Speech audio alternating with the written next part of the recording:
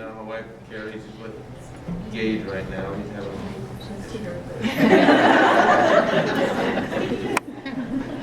we're real thankful for the scholarship program.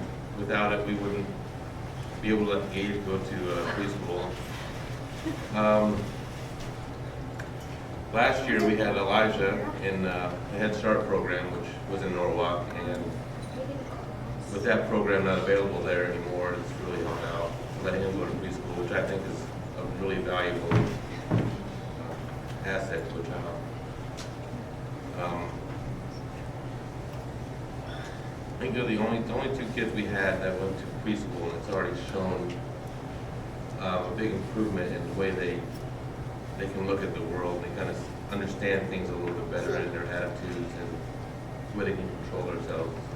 It's really, really great. I didn't really have much prepared to say. Thank you.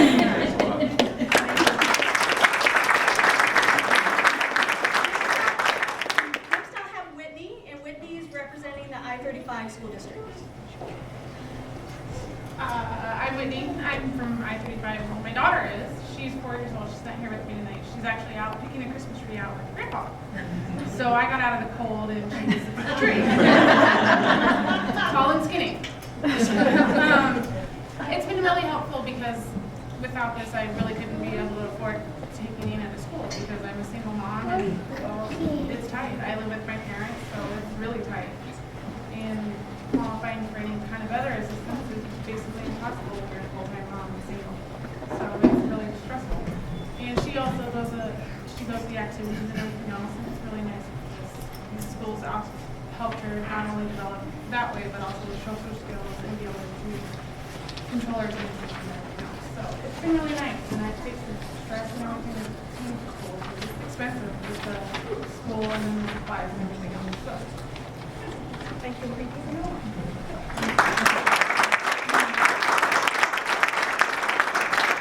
Next I have Angela from the Earlham area.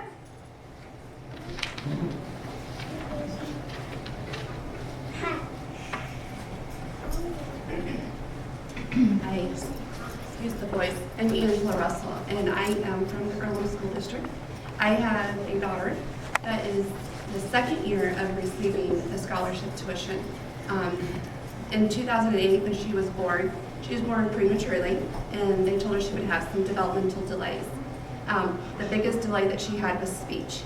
We had AEA come, speech pathologists come to work with her, and they encouraged us to put her in preschool a little bit earlier than what I normally would have.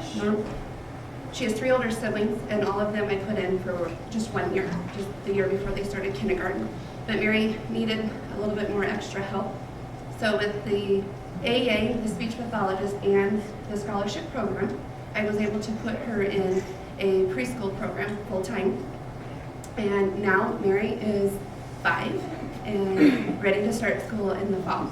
So as a newly single mom, my income went drastically down from being married to being single, raising 4 kids. So the extra little bit of money helped me out tremendously to benefit her, to be able to get her academically, socially, and mentally ready for the school world to start next fall. So I appreciate everything you guys have done so that she can be in school. Thank you.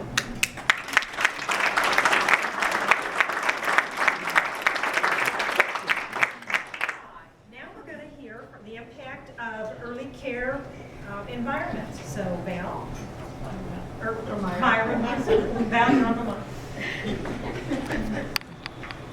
I'm Myra Wilms, and I work for I.S.U. Extension, and I work with the programs with child care programs and providers on quality improvement in the 4 different counties. And tonight I have my friend Traci.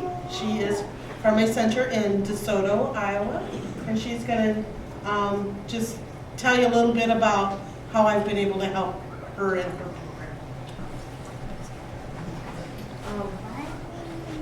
Like Myra said, my name is Traci, and our center is in the kind of southwest corner of Dallas County. So we're not in the fastest growing part of Dallas County, demographically, that's where we pull from for our enrollment and for our staff. I.S.U. first and foremost has been tremendously beneficial in our training for our staff. The classes that they offer, the training, the environmental rating scale training that we've been able to do has really helped the teachers because they're not going to college right now. They're, like I said, demographically where they live. At one time we had a teacher who would just walk to work because she didn't have a car and was terrified of going into Des Moines, which some of us can't relate to that, but when you get out into rural Iowa, that's, that's what happens. It's been amazing to have Myra come and help go through our staff handbook, our parent handbook. The grant money that we received this year, you may think a bathroom is nothing special, but to a preschool class and to a teacher that has to stand in a doorway and watch her preschoolers have one eye here and then watch the preschoolers leave the room to go to the restroom and be able to have eyeball supervision at all times on both sets of children. We were able to build a bathroom this year through grant money that we received, which again, you may think it's no big deal, but for those preschoolers to be playing and then they sneeze and they're able to go wash their hands and come back, or to be able to wash your hands and eat lunch right in your classroom is a huge blessing to our center and a huge, I'm gonna get teary-eyed, and a huge benefit.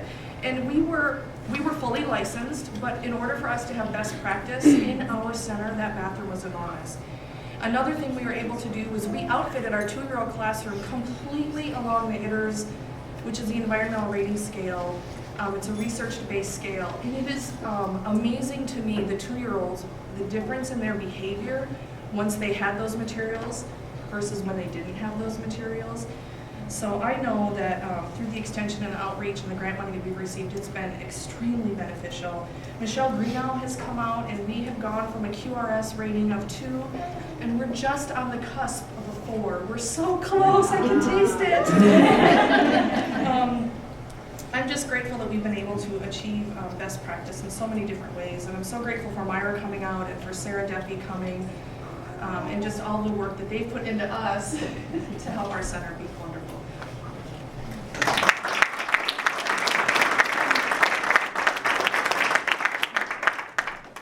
Okay, and now we're going to hear from Warren County Economic Development as to why early childhood matters.